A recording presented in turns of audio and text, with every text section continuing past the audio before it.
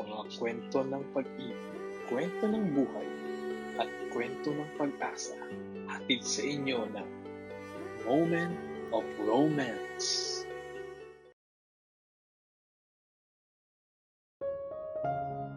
Sa bawat pasaporte, may nakatagong kwento ng pag-alis, pangarap at matinding lungkot.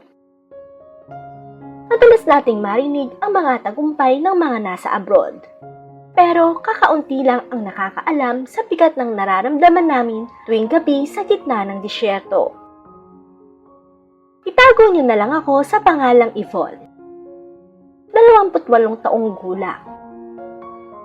Sa kasalukuyan, isa ako sa libo-libong overseas Filipino worker na nakikipagsapalaran dito sa Qatar. Sa gitna ng modernong arkitektura at tila walang katapusang init ng araw, madalas kong matagpuan ang aking sarili na nakatitig sa malayo. Pilit na hinahanap ang anino ng buhay na pansamantala kong tinalikuran. Ngunit bago ako napadpad dito, ang mundo ko ay umiikot lang sa aming maliit pero masayang tahanan, kasama ang aking asawa at ang aming kaisa-isang anak. Hindi man kami marangya, sapat na sa akin ang tawanan at pagmamahal naming pamilya. Pero dahil sa pangarap na mabigyan sila ng magandang buhay, kailangan kong magsakripisyo at lumayo. Ang bawat perang na ipapadala ko ay may katumbas na lungkot at pagtitiis. Ang bawat video call ay paalala na ang lahat ng paghihirap na ito ay para sa kanila. Mahirap ang mawalay. Sa bawat pagising ko sa umaga, hindi ang tilaok ng manok o ang boses ng pamilya ko ang naririnig ko, kundi ang tunog ng alarm clock na nagpapaalala na kailangan ko nang bumangon para kumayod. Sa gabi naman, bago ipikit ang mga mata, ang tanging nagpapakalma sa akin ay ang mga litrato nila sa aking cellphone at ang huling video call bago sila matulog. Ngunit para sa aming anak, handa kong tiisin ang lahat. Sa bawat patak ng aking pawis at sa bawat gabing kailangan kong labanan ang matinding lungkot at pangungulila, ang tanging iniisip ko na lang ay ang magandang kinabukasan na naghihintay sa kanya. Kahit gaano kahirap ang mawalay sa piling niya, pikit mata ko itong hinarap at pinanindigan. Sapagkat alam ko sa aking sarili na kung mananatili lang ako sa Pilipinas, baka pati ang pag-aaral niya ay hindi namin maitaguyod. Mas pipiliin ko nang mawalay ang aking presensya sa ngayon, kaysa makita siyang nawawala ng pagkakataon sa hinaharap. Ang bawat sakripisyo ko rito sa Qatar ay para sa kanya, upang masiguro na hindi niya mararanasan ang hirap na dinaranas ko, at upang magkaroon siya ng buhay na higit pa sa aming nasimulan. Bilang isang ina, hindi naging madali ang desisyon kong umalis. Pero dahil ang asawa kong si Joel ay walang permanenteng trabaho at sa halip na maging katuwang sa pagbuo ng aming pangarap, naging dagdag na pasanin pa ang kanyang mga bisyo. Doon ko napagtanto na kung hindi ako ang kikilos, walang mangyayari sa amin. Kaya matapos ang isang matinding pag-aaway naming dalawa dahil sa kanyang mga maling gawi, pinili ko na lang lumayo. Mas pipiliin ko pang magpakapagod sa ibang bansa kaysa panoorin ang anak ko na lumaking naghihirap. Sa nakikita ko kasi kay Joel, tila wala na siyang plano sa buhay. Sa katunayan, ay mas mahalaga pa nga sa kanya ang kanyang mga bisyo kaysa sa kapakanan naming mag-ina. Kaya naman, bitbit ang sakit at pag-asa, nilisan ko ang Pilipinas para siguraduhin na may masandigan ang aking anak.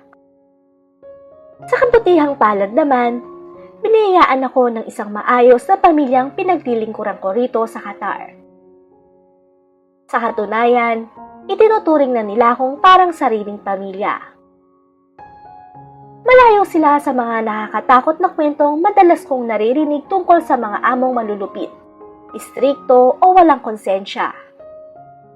Dahil sa kabutihan at malasakit nila, naging magaan ang pagtataguyod ko sa mga taon ng aking pagtatrabaho sa kanila. Hindi nila ako pinagkakaita ng pahinga. At higit sa lahat, pinibigyan nila ako ng pagkakataong makausap ang aking anak ng madalas. Ang gaan ng loob na ibinibigay nila sa akin ang nagsisilbing lakas ko para hindi agad panghinaan sa tuwing sumasagi sa isip ko ang mga problema sa Pilipinas. Sa bawat araw na lumilipas, nagpapasalamat ako na sa gitna ng aking sakripisyo, may mga taong kumukup sa akin ng may respeto at tunay na pagpapahalaga. Ngunit sa kabila ng magandang pagtrato sa akin ng aking mga amo, tila kabaligtaran naman ang balitang natatanggap ko mula sa sarili kong tahanan. Habang pilit kong tinitiis ang lungkot dito sa Qatar para lang makaipon, lalo namang lumalala ang bisyo ni Joel. Sa bawat video call namin, sa halip na gumaan ang loob ko, ay lalo lang akong nabibigatan. Madalas ko kasing malaman na ang perang pinaghirapan ko rito para sa aming anak ay napupunta lang pala sa kanyang mga babae at bisyo. Napakasakit isipin na habang ako ay nagpapakabagod at nagtitiis sa ibang bansa, ang sarili ko pang asawa ang sumisira sa aming mga pangarap.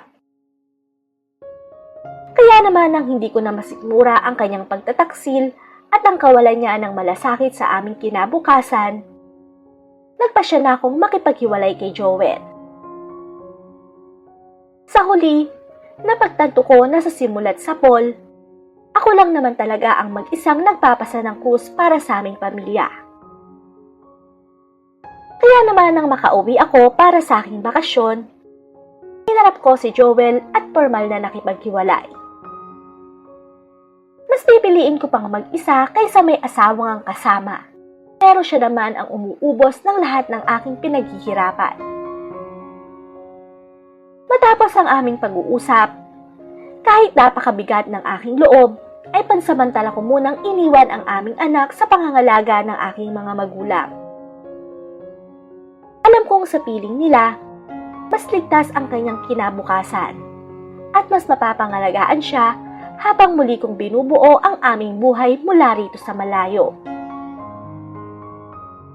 Masakit man ang muling umalis, taon ko naman ang kapanatagan na ang bawat sentimong ipapadala ko ay diretso na sa pangangailangan ng aking anak. Simula nun, naging mas magaan na ang buhay ko rito sa Qatar. Sa gitna ng aking trabaho, mas nakatutok na ako sa aking mga pangarap. Bagamat may pangungulila pa rin sa aking anak na naiwan sa Pilipinas, ang katahimikan ng aking isip ang nagsisilbing lakas ko para magpatuloy. Masarap sa pakiramdam na ang bawat pagod ko ay may malinaw na patutunguhan. At unti-unti kong nababawi ang dignidad at seguridad na dati ay tila nauubos lang. Kasabay naman ng maayos na takbo ng aking trabaho, unti-unti rin akong nagkaroon ng mga tunay na kaibigan dito.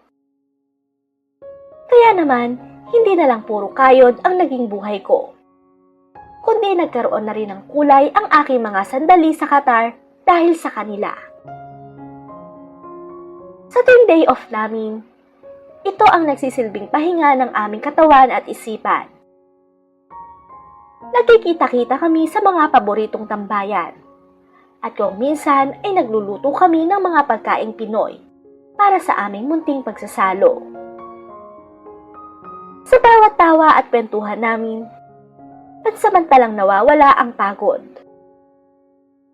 Doon ko napatunayan na kahit malayo sa tunay na tahanan, may mga taong handang makinig at dumamay sa iyong mga pinagdaraanan.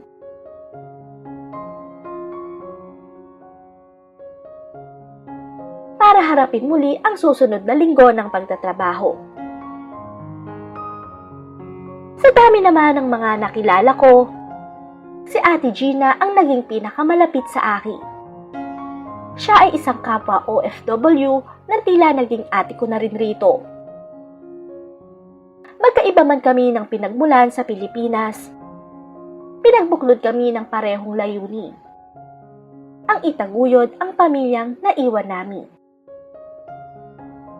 Si Ate Gina ang nakakasama ko sa bawat tawa at sa mga gabing hindi ko maiwasang malungkot dahil sa pangungulila sa aking anak. Siya rin ang nagpapahiram sa akin ng pera sa tuwing kailangan ko nang magpadala.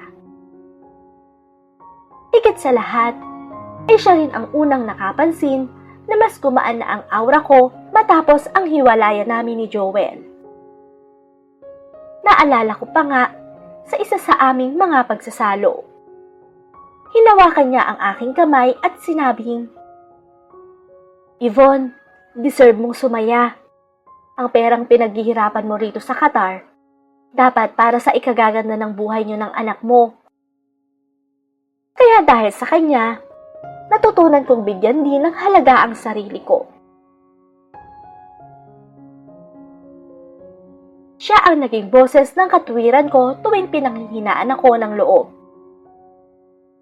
Sa aming mga simpleng salo-salo, siya ang laging nagluluto ng paborito naming adobo na tila ba nagdadala sa amin pabalik sa Pilipinas sa bawat subo.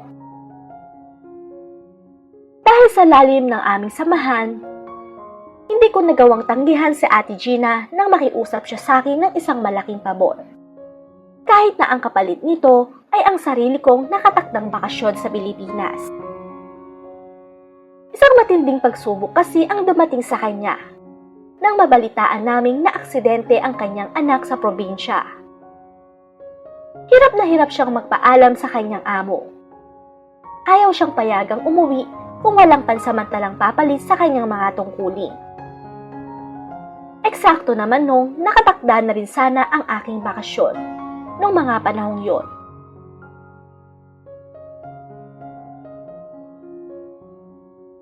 Pero nanaig ang awa ko kay Ate Gina. Alam kong mas kailangan niyang makauwi dahil sa emergency na kinakaharap ng kanyang pamilya. Kaya naman, isinantabi ko muna ang sarili kong kagustuhan. Pumayag akong mag-part-time muna sa kanyang amo para lamang payagan siyang makaalis.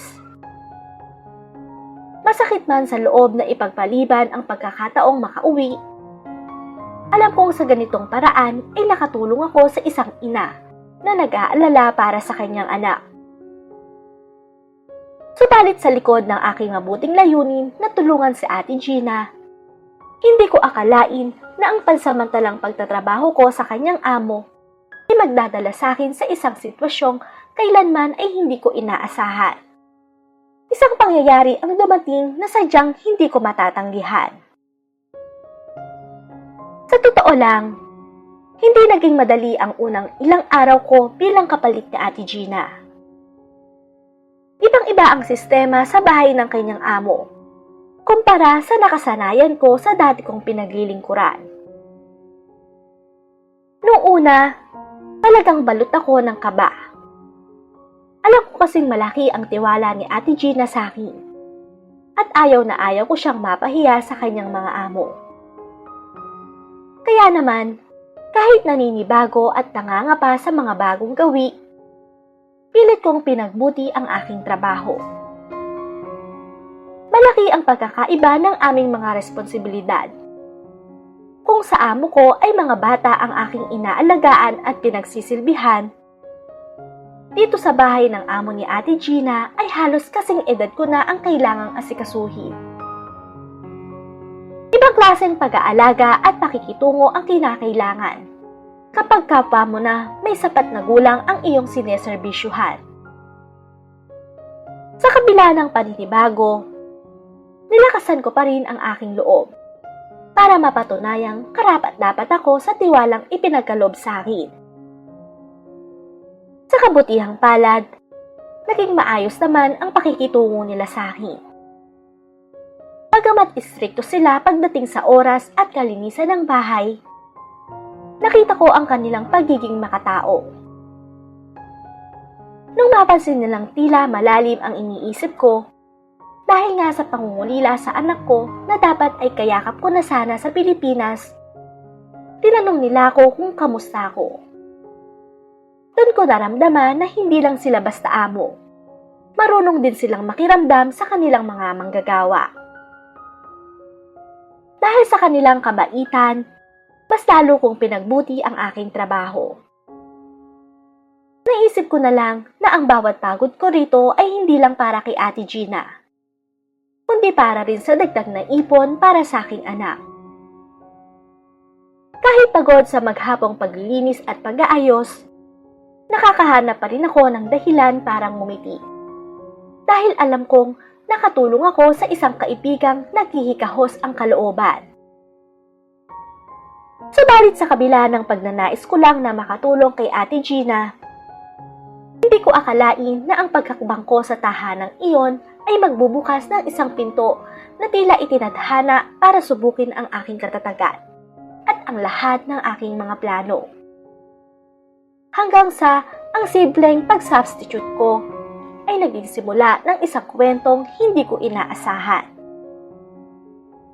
Dahil kasing edad ko lang ang aking inaalagaan, hindi naging matagal bago kami nagkapalagayan ng loob. Nung una, ang tanging focus ko ay ang trabaho. Sinisiguro kong tama ang kanyang mga gamot, masustansya ang kanyang pagkain, at maayos ang lahat ng kanyang kailangan. Ayaw ko kasing mapahiya ang tiwalang ibinigay sa akin ni Ate Gina. Ngunit habang lumilipas ang mga araw, ang bawat sandali ng pag-aalaga ay unti-unting napapalitan ng malalim na usapan. Sa pagitan ng pag-aabot ng gamot at pag-aayos ng kanyang silid, natagpuan namin ang aming mga sarili na nagbabahagi ng mga kwento, pangarap at maging ng mga sugat ng nakaraan. Ang dating trabaho lang ay naging isang seryosong koneksyon.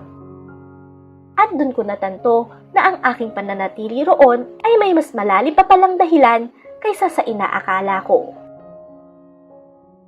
Isang gabi, habang ang buong bahay ay balot na ng katahimikan, doon ko lubos na natuklasan ang bigat ng dinadalang karamdaman ng alaga ni Ate Gina.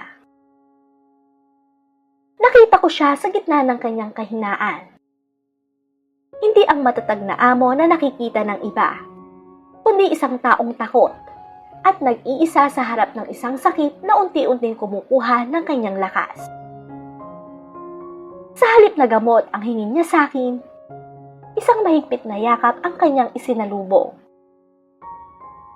Ramdam ko ang panginginig ng kanyang katawan at ang init ng kanyang mga nararamdaman sa aking balikat.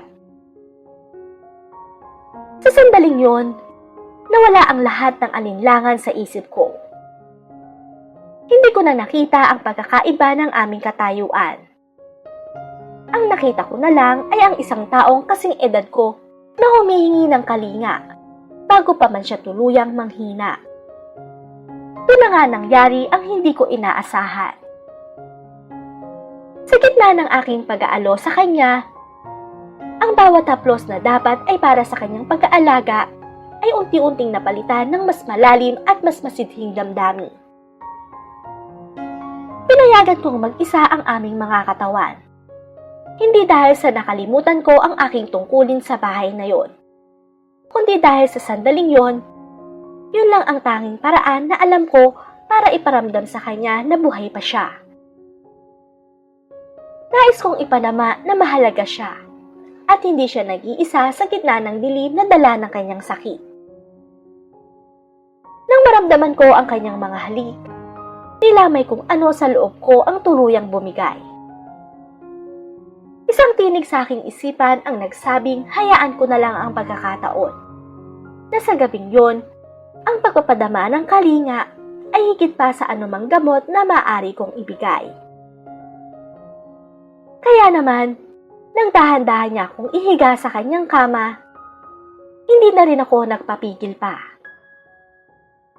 Sa sandaling yon, tila sumabog din ang lahat ng pangungulilang matagal ko nang itinatago mula nang maghiwalay kami ni Joel. Noon ko lang muling naramdaman ang paghahanap ng isang babae sa kalinga ng isang asawa. At sa kanya ko yon natagpuan. Ang gabing yon ang naging selyo ng aming lihim. Isang pagsasama na nabuo sa pagitan ng kanyang init na nararamdaman at ng aking matinding pagnanais na muling makaramdam ng tunay na pagmamahal, kahit man lang sa huling sandali. Sa bawat sandaling magkadikit ang aming mga balat, tila pansamantalang huminto ang oras. Ang tanging mahalaga ay ang init na nagbibigay buhay sa aming kapwa nangungulilang puso, sa gitna ng katahimikan ng gabi sa Qatar. Sa mga sumunod na araw, naging mas maingat kami, ngunit mas lalong naging malalim ang aming ugnayan. Sa harap ng ibang tao at sa tuwing may bumibisita sa bahay, nanatili akong masunuring tagapag-alaga. Isang profesional na tinitiyak ang kanyang bawat kailangan. Ngunit sa bawat pagtama ng aming mga paningin, mayroong lihim na pangunawa na kaming dalawa lang ang nakakaalam. Itinuloy namin ang ganitong setup sa pamamagitan ng paggawa ng aming sariling mundo sa loob ng kanyang silid. Kapag nakasara na ang pinto at kaming dalawa na lang ang magkaharap, doon lang kami nakakahinga ng maluwag. Doon ko siya inaalagaan, hindi lang bilang pasyente, kundi bilang isang lalaking naging bahagi na ng aking puso. Sa bawat bulong ng pasasalamat niya at sa bawat sandali ng aming pagsasama, unti-unti kong nakakalimutan na ang lahat ng ito ay may hangganan. At habang papalapit ang pagbabalik ni Ate Gina, lalong mas tumitindi ang kaba sa aking dibdib. Alam naming kailangan naming maging mas mapagmatya. Bawat halik at yakap ay tila may halong pait dahil alam naming hiram lang ang oras na to. Sa kabila naman nun ay nagkasundo kaming itago ang lahat sa pinakamalalim na bahagi ng aming pagkatao. Isang lihim na babaunin ko habang buhay. Kahit pa bumalik na ako sa dati kong amo o muli akong makauwi sa aking anak sa Pilipinas. Hanggang sa dumating na nga ang araw na kinatatakutan ko. Ang pagbabalik ni Ate Gina mula sa Pilipinas. Masaya siyang nagkwento tungkol sa paggaling ng kanyang anak. At habang nakikinig ako, pilit kong itinatago ang kaba sa aking dibdib. Ramdam ko ang bigat ng bawat ngiti ko dahil alam kong ito na ang huling sandali na ako ang mag-aalaga sa kanyang alaga.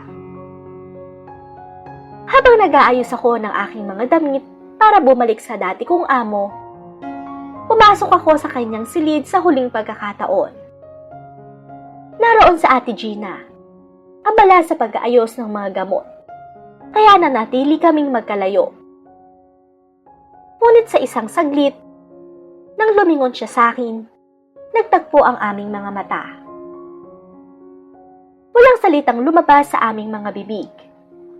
Pero sa sulyap na yon ay naroon ang lahat. Ang pasasalamat niya sa kalingang ibinigay ko. Ang lungkot ng aming paghihiwalay. At ang pag-amin na ang aming lihim ay mananatiling nakakulong sa 4 na sulok ng silid na yon. Isang tipid ng ngiti ang ibinigay ko sa kanya. Isang ngiting nagsasabing hindi ko malilimutan ang gabing pinag-isa ng aming pangungulila. Paglabas ko ng pinto, bitbit ko ang baon na alaala ng kanyang mga haplos. Alam kong kailangan kong bumalik sa realidad, sa aking trabaho at sa pangarap ko para sa aking anak.